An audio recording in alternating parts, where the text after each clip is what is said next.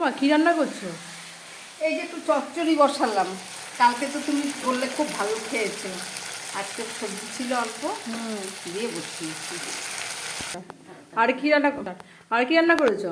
এই যে রান্না করেছি, এখানে গরম ভাত করেছি,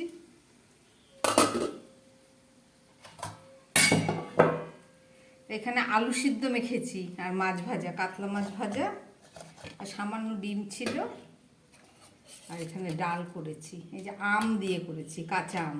টক ডাল। আর করেছি আজকে মাছটা আমি আলুর বদলে গাঠি কচু দিয়ে করেছি। এই যে খাবে তো মনি? মাছের ঝোল করেছি।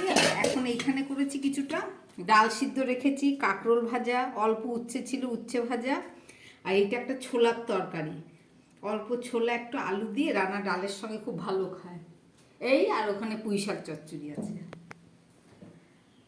ডাল, মাছ, কাঁকরোল ভাজা, আলু সিদ্ধ, মাছ ভাজা, অনেক কিছু কুচকুচ করে, কম লোক কম রান্না। তো অনেক রান্না করেছো মা সকালবেলা। তুমি এক কাজ করো, রান্না উপরে আছে, ওকে ডেকে নিয়ে এসো, খেতে দেবো।